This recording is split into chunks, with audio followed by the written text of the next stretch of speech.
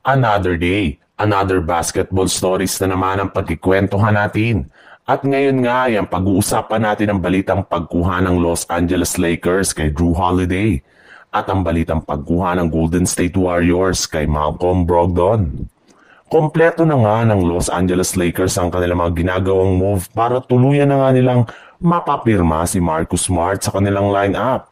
Matapos nilang magkasunod na i-wave ang kanilang mga players na sina Shake Milton at Jordan Goodwin. Ngayong araw, hindi na nga nila kinailangan pa na gumawa ng trade gayong gusto nga nilang panatilihin ang ilan sa kanilang mga key players na tutulong sa kanilang opensa kagaya na lang ni Dalton Kenick.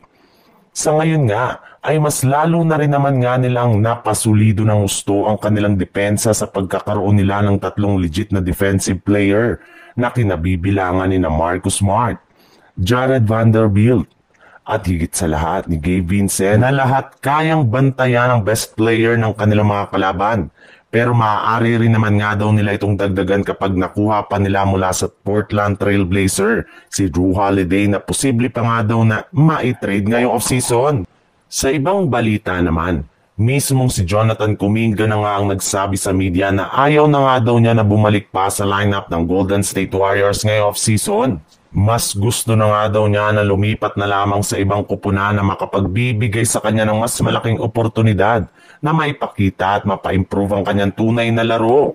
Hindi nga daw talaga nito nagustuhan ang paglilimita sa kanya last season ni Coach Steve Kerr. At kung sakali man nga na manatili pa siyang muli sa Warriors ay sigurado nga na mauulit na naman ang pagbabangko sa kanya sa kanilang mga laro. Kaya pinipwersa na nga po ngayon ang front office ng Golden State Warriors na i-trade na nga siya sa ibang kupunan sa lalong madaling panahon. At isa nga sa mga trade na pwede nilang gawin ngayon ay ang pag-trade nila kay Jonathan Kuminga papunta sa Washington Wizards para makuha ang matagal na nilang target na si Malcolm Brogdon na maaari nilang magamit bilang kanilang bagong sixth man na tutulong sa kanila pagdating sa scoring off the bench.